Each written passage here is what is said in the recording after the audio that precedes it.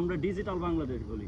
আসলে ডিজিটাল বাংলাদেশ, আপনি যদি বাংলাদেশ থেকে না বের হন, আপনি যদি অন্য দেশগুলোতে না যান, উন্নত দেশে না যান, তাহলে বুঝতে পারবেন না যে বাংলাদেশ কতটুকু পিছায় আছে। দেশটাকে শুধু কোটা আন্দোলন না, দেশের পুরো সংস্কৃতি চেঞ্জ করতে হবে। আমাদের দেশের রাজনীতি করে আলটিমেটলি কিছুই হচ্ছে না। যেমন চায়নাতে আপনি কোনো রকম ইউনিভার্সিটিতে রাজনীতি করতে পারবেন না। বন্ধুরা, আমার সকালের এক্সারসাইজ শেষ করলাম, কারণ আমি প্রতিদিন সকালে ঘুম থেকে উঠি এবং আমি হচ্ছে যে এক্সারসাইজ করার চেষ্টা করি। তার আগে একটা কথা বলি, আমাদের দেশে আসলে শুধু খালি রাজনীতি রাজনীতি রাজনীতি। আসলে এই রাজনীতি করে কি হচ্ছে? আলটিমেটলি কিছু হচ্ছে? রাজনীতি করে দেশের কোনো উন্নতি হচ্ছে? আমাদের দেশের ছাত্ররা যে রাজনীতি করে, মানে রাজনীতি করার জন্য পাগল, তারা আসলে কি করতে পারতেছে? কিছুই করতে পারতেছে না। আমাদের দেশে যে একটা সিটি আছে ঢাকা, এটা হচ্ছে বিশ্বের সবচেয়ে বাজে সিটি, সবচেয়ে বায়ু দূষণের দিক দিয়ে সবচেয়ে বাজে একটা শহর। সো রাজনীতি করে স্টুডেন্টরা যদি এরকম কিছু করতো যে আমাদের সিটি বিশ্বের লাস্টে কেন, এরকম যদি প্রতিবাদ করতো, এরকম প্রতিবাদ করে না। তারা সরকারি দল বা যে দলেই তো ক্ষমতায় থাকুক না কেন, তারা সব সময় তাদের দল নিয়ে ভাবে, তাদের দলের হাইকমান্ডের অর্ডার ফলো। আমাদের দেশের রাজনীতি করে আলটিমেটলি কিছুই হচ্ছে না। যেমন চায়নাতে আপনি কোনো রকম ইউনিভার্সিটিতে রাজনীতি করতে পারবেন না। ইউনিভার্সিটিতে রিসার্চ ল্যাব করে দিচ্ছে হাজার কোটি টাকা খরচ করে। তারপর এরকম যে গ্রাউন্ড, এরকম শত শত কোটি টাকা তারা স্টুডেন্টদের পিছনে খরচ করতেছে। আমাদের দেশেও ঠিক তাই, সাধারণ মানুষের টাকা স্টুডেন্টদের পিছনে সরকার খরচ করতেছে। এটা একটা ইনভেস্টমেন্ট, তরুণ প্রজন্মের কাছে ইনভেস্ট করতেছে যাতে এরা পরবর্তী প্রজন্মকে ভালো কিছু উপহার দিতে পারে। কিন্তু আলটিমেটলি আমরা কোনো কিছুকে এভাবে গ্রো করতেছি, হাজার হাজার লাখ লাখ মানুষ আমরা গ্র্যাজুয়েট হচ্ছি, আলটিমেটলি কিন্তু আমাদের দেশে বেকার সমস্যা দূর হচ্ছে না। কিন্তু এই দেশগুলোতে রাজনীতি করে না, কিন্তু তাদের দেশে কোনো রকম মানুষ বেকার নাই। 18 বছরের পরেই মানুষগুলো চাকরি করতে পারতেছে, তাদের দেশে যারা নাগরিক। কিন্তু আমাদের দেশে বেকার সমস্যা। আমাদের দেশে রাজনীতি করে কি হচ্ছে? আমরা কি দুর্নীতি দমন করতে পারতেছি? রাজনীতি করার মানে এই না যে আমি একটা দলের হাইকমান্ড শুধু শুনবো। রাজনীতি করার অর্থ হলো এটা যে আমরা দেশকে কিভাবে উন্নয়ন করা যায়, উন্নত করা যায়, সেই জিনিসগুলো ভাববো। আমরা কিন্তু রাজনীতি করার মেইন লক্ষ্য কিন্তু দেশ উন্নয়ন না। রাজনীতি করার মেইন লক্ষ্য হচ্ছে আমরা কোনো একটা আমাদের হাই কমান্ডের অর্ডার ফলো করা। ঠিক আছে, এটা কোনো দেশের রাজনীতি হইতে পারে না। একটা দেশের স্টুডেন্টের পিছনে, একটা পাবলিক ইউনিভার্সিটির স্টুডেন্টের পিছনে সরকার 4 বছরে মিনিমাম 50 থেকে 1 কোটি টাকা খরচ করে, কিন্তু সাধারণ জনগণের টাকা খরচ করতে গেছে, কিন্তু তারা সাধারণ জনগণকে কি ব্যাগ দিচ্ছে? কিছুই দিচ্ছে না। দেখা যায় যে প্রতি বছর ব্যাগ দিচ্ছে 40 থেকে 50টা স্টুডেন্ট মারা যাচ্ছে বিভিন্ন আন্দোলনে। দেখা যায় যে তাদের ইগো বজায় রাখার জন্য, তারা যে পাওয়ারফুল ক্যাম্পাসে, এই জিনিসটা বজায় রাখার জন্য দেখা যায় যে অনেক রকম সমস্যা ক্রিয়েট করতেছে।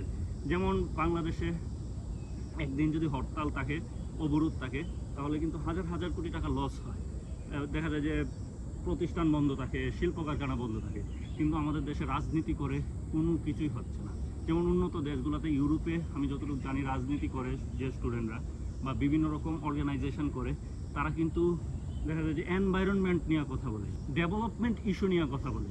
আমাদের দেশে রাজনীতি শুধু আমরা যে দলই ক্ষমতায় যাক না কেন, সেই দলের যে লিডার আছে তাকে প্রণাম প্রণাম করার জন্য করা হয় না। এটা কোনো দেশের স্টুডেন্টদের রাজনৈতিক ভাষা হইতে পারে না। আর এত রাজনীতি করারই কী দরকার? এই রাজনীতি করে আমরা কিন্তু কখনোই বলি না আমাদের দেশে বেকার কেন এত, আমাদের দেশে সরকারি চাকরি কেন পাইতে হবে। দেশের মাত্র 3 লাখ মানুষ হচ্ছে যে বছরে সরকারি চাকরি পায়, হাজার হাজার লাখ লাখ স্টুডেন্ট হচ্ছে যে গ্র্যাজুয়েট হচ্ছে, কিন্তু তাদের চাকরি কে দিবে? সরকার এইটার তো ভাবছে না যে তাদেরও তো চাকরি দিতে হবে। যে মনে করেন 10 লাখ গ্র্যাজুয়েট হলো, 3 লাখের বা 1 লাখের চাকরি হলো, কিন্তু বাকি যে 9 লাখ বা 7 লাখ আছে স্টুডেন্ট, তারা কি করবে? তাদের তো কর্মসংস্থান নাই। কিন্তু চায়না বলুন, উন্নত দেশ বলুন, তারা কিন্তু কর্মসংস্থানের ব্যবস্থা করতেছে, তারা কিন্তু ডিজিটালাইজড করতেছে তাদের দেশকে। তারা কিন্তু কর্মসংস্থান কিভাবে হবে, নারী পুরুষ প্রত্যেকটা মানুষ এখানে কাজ করে।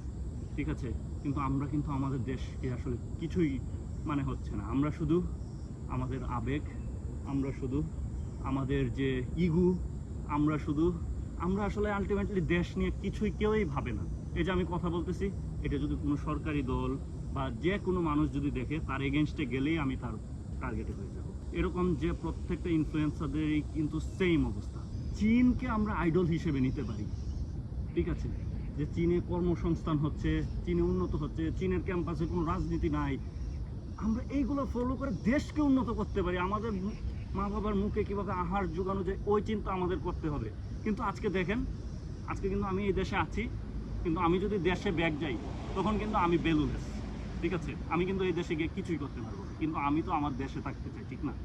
আমরা তো যারা বিদেশে আছে, আমেরিকাতে থাকুক, ইউরোপে থাকুক, যে কোনো দেশেই থাকুক না কেন, নিজের দেশের থেকে যদি কিছু করা যায়, নিজের দেশ ডেভেলপমেন্ট নিয়ে যদি কিছু করা যায়, তাহলে এটা কিন্তু একটা প্রাউডের বিষয়, টাকা কম হইলো।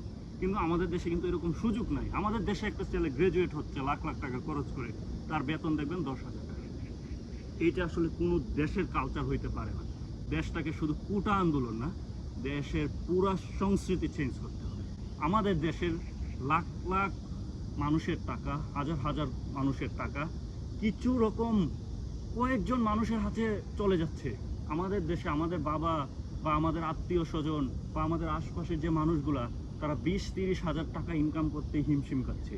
কিন্তু যারা একটা সরকারি চাকরি করছে, যারা দুর্নীতি করছে, যারা রাজনীতি করছে, তাদের পেপার পত্রিকায় দেখবেন হাজার হাজার কোটি টাকা তারা পাচার করছে দেশে, অন্য দেশে। কিন্তু এটা তো আমাদের জনগণের টাকা তাদের কাছে গুটি কয়েক মানুষের কাছে চলে যাচ্ছে। তার মানে তারা কিন্তু, আমরা পাচ্ছি না, আর তারা দেখা যায় যে বিলাসবহুল জীবন যাপন করছে, তারা দেখা যায় যে দুর্নীতি করে বিদেশে টাকা পাচার করছে। এইটা কিন্তু কাম্য নয়। এই জিনিসগুলো দূর না করতে পারলে শুধু কুঠা নিয়ে পড়ে থাকলে আসলে আমাদের হবে না। কুটাটা একটা প্রক্রিয়া, এটার পরে আমাদের দেশ ঠিক করতে হবে, আমাদের ভাবতে হবে। এখন চলুন, আমার কথা হয়তো বা অনেকের খারাপ লাগতে পারে, ভালো লাগতে পারে, কিন্তু আমাদের আলটিমেটলি চিন্তা করতে হবে, আমাদের কর্মসংস্থানের ব্যবস্থা করতে হবে, ইনফ্রাস্ট্রাকচার ডেভেলপমেন্ট করতে হবে। আমরা ডিজিটাল বাংলাদেশ বলি, আসলে ডিজিটাল বাংলাদেশ, আপনি যদি বাংলাদেশ থেকে না বের হন, আপনি যদি অন্য দেশগুলোতে না যান, উন্নত দেশে না যান, তাহলে বুঝতে পারবেন না যে বাংলাদেশ কতটুকু পিছায় আছে। বন্ধুরা, এক্সারসাইজ করার পর এই যে এই জায়গাতেই চলে আসলাম। অনেক সুন্দর একটা প্লেস, আপনাদেরকে আমি দেখাচ্ছি।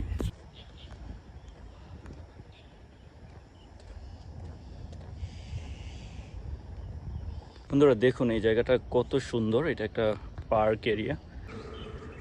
বন্ধুরা এখানেই আছে নদীর উপর একটা সুন্দর ব্রিজ, এটা দেখানোর জন্য আসলাম।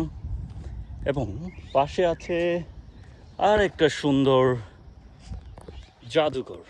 এই জাদুঘরটা আপনাদেরকে দেখাতে হলে আমার, এই যে এটা একটা জাদুঘর, এটা এই সিটিকে রিপ্রেজেন্ট করে। এই সুন্দর পার্কটাকে দেখানোর জন্যই আমি চলে আসলাম। আর এই যে দেখুন, এখানে হচ্ছে যে একটা সুন্দর ব্রিজ আছে। তো জায়গাটা কিন্তু অনেক সুন্দর, নিট অ্যান্ড ক্লিন। সো বন্ধুরা, thank you very much for watching this video. আপনার যদি ভিডিওটা ভালো লেগে থাকে অবশ্যই আমার চ্যানেলে সাবস্ক্রাইব করে পাশেই থাকুন।